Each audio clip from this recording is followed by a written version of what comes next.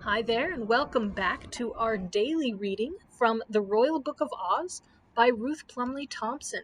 We're going to continue with 2 more chapters today, and we're going to be finishing up the book this Friday. So I hope you're enjoying it so far. Just a few more readings to go to finish this book. If you remember, on Monday's reading, we had Dorothy, the Cowardly Lion, and Sir Hokus get out of the city of Fix and realize that they're somewhere in the Winky country.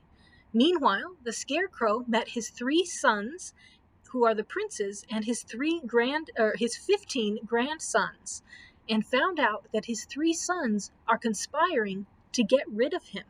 So let's pick it up there with chapter 15 and the Scarecrow. This is chapter 15, The 3 Princes Plot to Undo the Emperor. Let me help your Imperial Serenity. Bring a cane. Carefully now. The 3 royal princes, with every show of affection, were supporting the Scarecrow to the silver bench in the garden, where he usually sat during luncheon. "Are you quite comfortable?" asked the elder. "Here, Happy, you rogue, fetch a scarf for his Imperial Highness. You must be careful, dear Papa Scarecrow. At your age, draughts are dangerous." The rascally prince wound the scarf around the Scarecrow's neck. "What do you suppose they're up to?"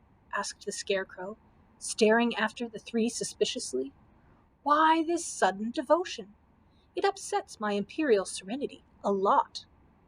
"Trying to make you feel old," grumbled Happy. Several hours had passed since they had overheard the conversation in the garden. The Scarecrow had decided to watch his sons closely and fall in with any plan they suggested, so they would suspect nothing. Then, when the time came, he would act.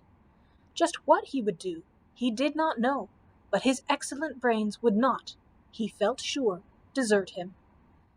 Happy Toko sat as close to the Scarecrow as he could and scowled terribly whenever the princes approached, which was every minute or so during the afternoon. How is the Scarecrow's celestial old head? Does he suffer from honorable gout? Should they fetch the Imperial doctor? The Scarecrow, who had never thought of age in his whole straw life, became extremely nervous. Was he really old? Did his head ache? When no one was looking, he felt himself carefully all over. Then something of his old-time Oz spirit returned. Seizing the cushion that his eldest son was placing at his back, he hurled it over his head. Leaping from his throne, he began turning handsprings in a carelessly and sprightly manner. "Don't you worry about your honorable old papa," chuckled the Scarecrow, winking at Happy Toko. "He's good for a couple centuries." The 3 princes stared sourly at this exhibition of youth. "But your heart," objected the eldest prince. "Have none," laughed the Scarecrow. Snatching off the silver cord from around his waist, he began skipping rope up and down the hall. The princes, tapping their foreheads significantly, retired, and the Scarecrow, throwing his arms around Happy Toko, began whispering in his ear. He had a plan himself. They would see. Meanwhile, off in his dark cave in one of the Silver Mountains, the Grand Gee-Wizard of the Silver Island was stirring a huge kettle of magic. Every few moments, he paused to read out of a great yellow book that he had propped up on the mantel. The fire in the huge grate leapt fiercely under the big black pot, and the sputtering candles on each side of the book sent creepy shadows into the dark cave. Dark chests, books, bundles of herbs, and heaps of gold and silver were everywhere. Wherever the Geese-Wizard turned his back, a rheumatic, silver-scaled old dragon would crawl toward the fire and swallow mouthfuls of coals, until the old Geese-Wizard caught him in the act and chained him to a ring in the corner of the cave. "Be patient, little joy of my heart. Our fortune is about to be made," hissed the wizened little man, waving a long iron spoon at the dragon. "You shall have a bucket of red-hot coals every hour, and I a silver cap with a tassel. Have not the royal princes promised it?" The dragon shuffled about and finally went to sleep, smoking sulkily. Is it finished, son of a yellow dog?" Through the narrow opening of the cave, the youngest prince stuck his head. "I am working as fast as I can, honorable prince, but the elixir must boil yet one more night. Tomorrow, when the sun shines on the first bar of your celestial window, come and it will be ready." "Are you sure you have found it?" asked the prince, withdrawing his head, for the smoking dragon and the steam from the kettle made him cough. "Quite sure," wheezed the Grand Wizard, and fell into stirring the kettle with all his might. The Scarecrow, although busy with trials in the great courtroom of the palace, felt that something unusual was in the air. The princes kept nodding to one another, and the Grand Choo-Choo and General Mugwump had their heads together at every opportunity. "Something's going to happen, Tappy. I feel it in my straw," whispered the Scarecrow as he finished trying the last case. At that very minute, the Grand Choo-Choo arose and held up his hand for silence. Everybody paused in their way to the exits and looked with surprise at the old Silverman. "I have to announce," said the Grand Choo-Choo in a solemn voice, "that the great and imperial Chang Wang Wo will tomorrow be restored to his own rightful shape. The Grand Wizard of the realm has discovered a magic formula to break the enchantment and free him of this distressing scarecrow body. Behold, for the last time, the Scarecrow of Oz. Tomorrow, he will be our old and glorious Emperor." "Old and glorious!" gasped the Scarecrow, nearly falling from his throne. "Tappy, I forgot to lock up the wizards. Great cornstarch! Tomorrow, I will be 85 years old." Such cheers greeted the Grand Choo-Choo's announcement that no one even noticed the Scarecrow's distress. "I also have an announcement," cried the eldest prince, standing up proudly. "To make the celebration of my royal papa's restoration complete, we have chosen the charming and lovely Orange Blossom for his bride." "Bride?" gulped the Scarecrow. "But I do not approve of second marriages. I refuse to—" No one paid the slightest attention to the Scarecrow's remarks. "Hold my hand, Tappy," sighed the Scarecrow weakly. "It may be your last chance." Sighed the Scarecrow weakly. Then he sat up and stared in good earnest, for the prince was leaning forward, a tall, richly clad lady. "Orange Blossom," muttered the Scarecrow under his breath. "He means lemon peel. Silver Grandmother, Tappy." Orange Blossom was a cross-looking princess of 75 at least. "She is a sister of the King of the Golden Islands," whispered General Mugwump, "of a richness surpassing your own. Let me facilitate your highness." "Fan me, Tappy, fan me," gasped the Scarecrow. Then he straightened himself suddenly. The time for action had come. He would say nothing to anyone, but that night he would escape and try to find his way back to Oz. Family or no family. He bowed graciously to the Princess Orange Blossom, and to the Grand Choo-Choo, and to his sons. "Let everything be made ready for the ceremony, and may tomorrow indeed bring me to myself," he repeated solemnly. Nothing was talked of that evening but the Emperor's impending marriage and the Grand Wizard's discovery.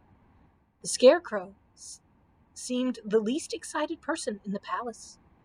Sitting on his throne, he pretended to read the Royal Silver Journal, but he was really waiting impatiently for the courtiers to retire. Finally, when at last the last one had bowed himself out, and only Happy Toko remained in the throne room, the Scarecrow began making his plans. "It's no use, Tappy," he said, tying up a few little trinkets for Dorothy in a silk handkerchief. "I'd rather be straw than meat. I'd rather be a plain scarecrow in Oz than the Emperor of the Earth. They may be my sons, but all they want is my death. I'm going back to my old friends. I'd rather—" He got no further. A huge slave seized him suddenly from behind, while another caught Happy Toko around his fat little waist. "Tie them fast," said the eldest prince, smiling wickedly at the Scarecrow. "Here, tie him to the beanstalk. Merely a part of the Grand Wizard's formula," he exclaimed maliciously as the struggling Scarecrow was bound securely to his family tree. "Good night, dear Papa Scarecrow. Tomorrow you will be your old self again, and in a few short years I will be Emperor of the Silver Islands." "This rather upsets our plans, eh, Tappy?" wheezed the Scarecrow after a struggle with his bonds. "Pigs! Weasels!" choked Tappy. "What are we to do?" "Alas," groaned the Scarecrow, "tomorrow there will be no Scarecrow in Oz. What will Dorothy and Ozma think? And once I am changed into my old Imperial self, I can never make the journey to the Emerald City. 86 is too old for traveling. Has your Majesty forgotten the wonderful brains given to you by the Wizard of Oz?" "I had, for a moment," confessed the Scarecrow. "Be quiet, Tappy, while I think." Pressing his head against the magic beanpole, the Scarecrow thought and thought, harder than he had ever done in the course of his adventurous life. And in the great silent hall, Happy Toko struggled to set himself free. Chapter 16. Dorothy and her guardians meet new friends. While all these exciting things were happening to the poor Scarecrow, Dorothy, Sir Hokus, and the Cowardly Lion had been having adventures of their own. For 3 days they had wandered through a deserted part of the Winkie country, subsisting largely on berries, sleeping under trees, and looking in vain for a road to lead them back to the Emerald City. On the 2nd day, they had encountered an ancient woodsman, too old and deaf to give them any information. He did, however, invite them into his hut and give them a good dinner and a dozen sandwiches to carry away with them. "But oh, for a good old pasty," sighed Sir Hokus late on the 3rd afternoon, as they finished the last of the crumbling sandwiches. "Do you know," said Dorothy, looking through the straggly fields and woods ahead, "I believe we've been going in the wrong direction again." "Again?" choked the Cowardly Lion. "You mean still. I've been in a good many parts of Oz, but this is the worst." "Not even one little dragon." Sir Hokus shook his head mournfully. Then, seeing that Dorothy was tired and discouraged, he pretended to strum on a guitar and sang in his high-pitched voice, "A rusty knight in steel betight, and lady dot so fair, Sir Lion behold with mane of gold, and might besides to spare, and might besides to spare. The dauntless three a company of wit and bravery are, who seek the valiant Scarecrow man, who seek him near and far, who seek him near and far." "Oh, I like that!" cried Dorothy, jumping up and giving Sir Hokus a little squeeze. "Only you should have said trusty knight." The Cowardly Lion shook his golden mane. "Let's do a little reconnoitering, Hokus," he said carelessly.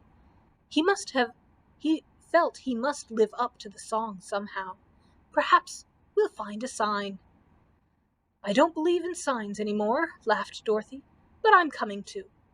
Sir Hokus's song had cheered them all, and it wasn't the first time the knight had helped make the best of a tiresome journey. "The air seemeth to grow very hot," observed Sir Hokus, after they had walked along silently for a time. "Hast noticed it, Sir Cowardly?" "No, but I've swallowed some of it," coughed the Cowardly Lion, looking suspiciously through the trees. "I'll just step forward and see what it is," said the knight. As he disappeared, the truth dawned on Dorothy. "Wait! Wait! Don't go, please! Please! Sir Hokus, come back!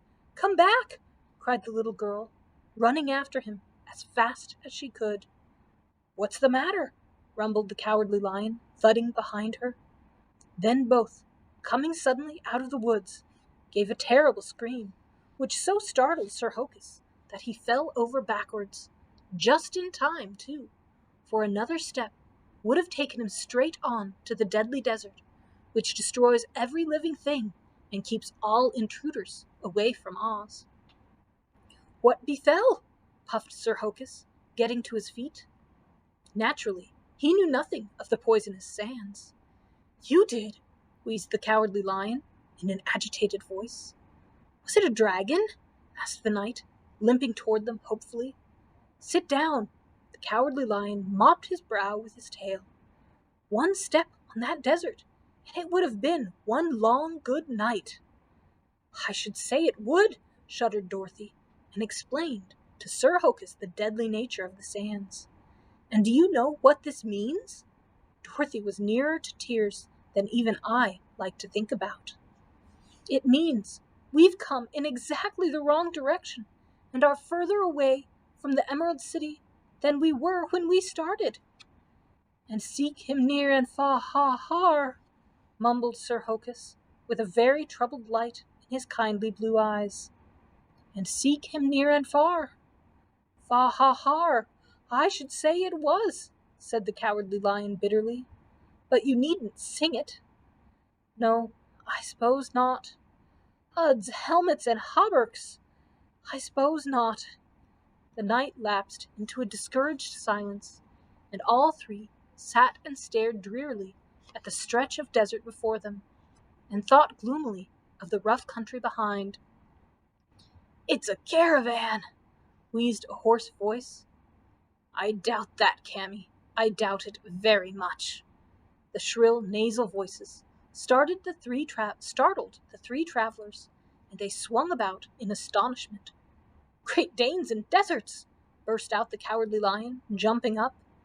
And on the whole, this exclamation was entirely suitable, for ambling toward them was a long-legged camel and a wobbly-necked dromedary.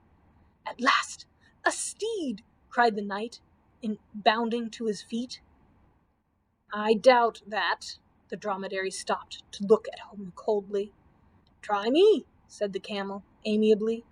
I'm more comfortable. I doubt that, too.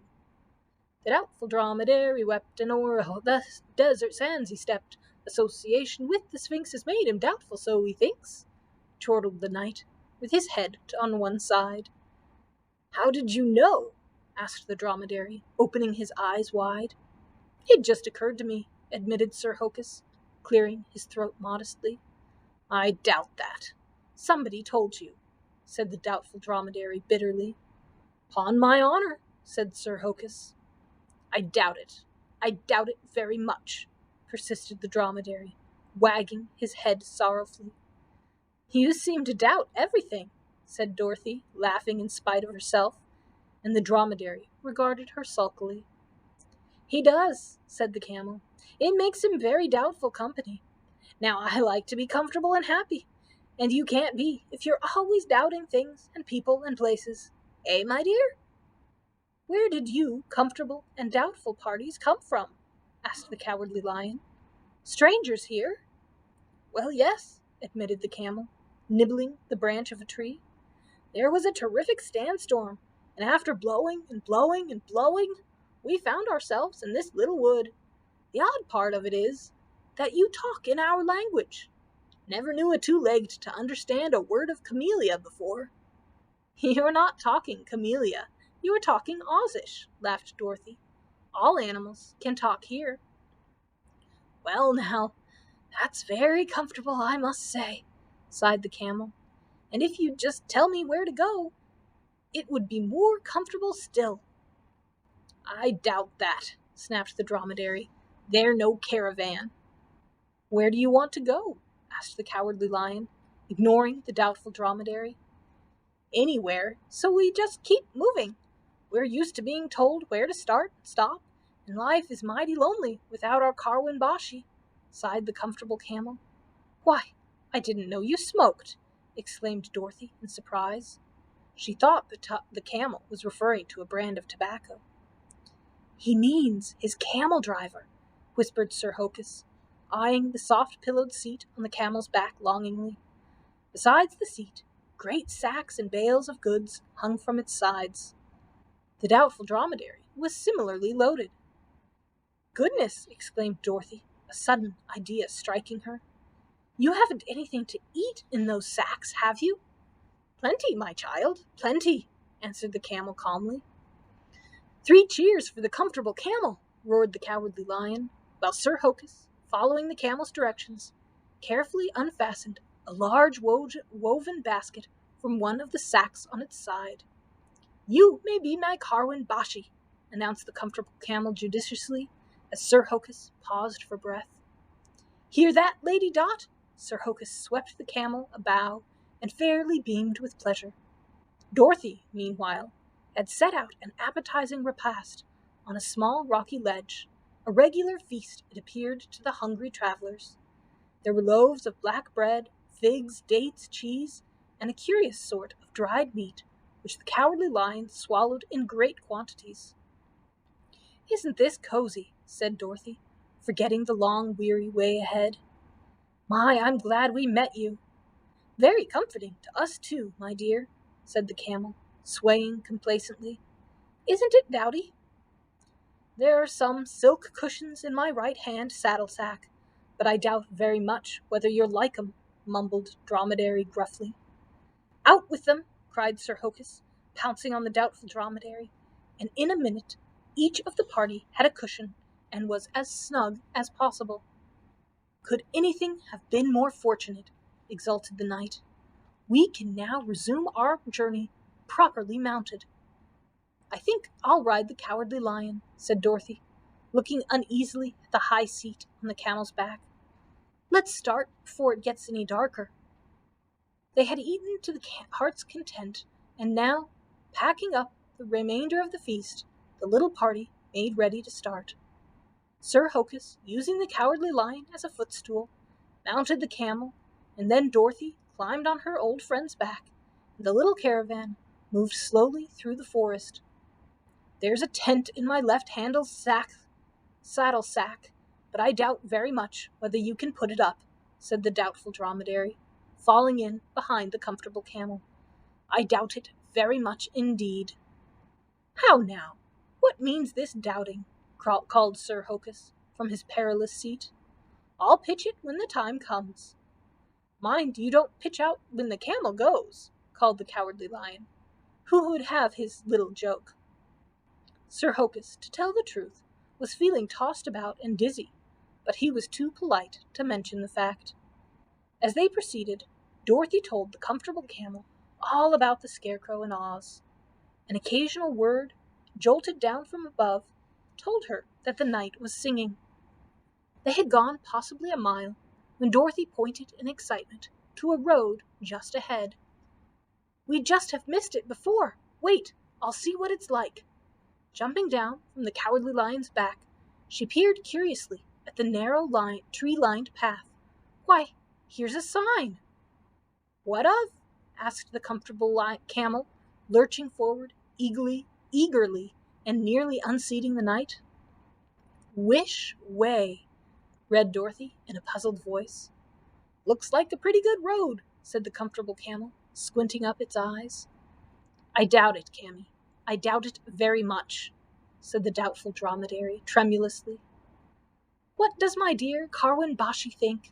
Asked the comfortable camel, looking adoringly back at the knight.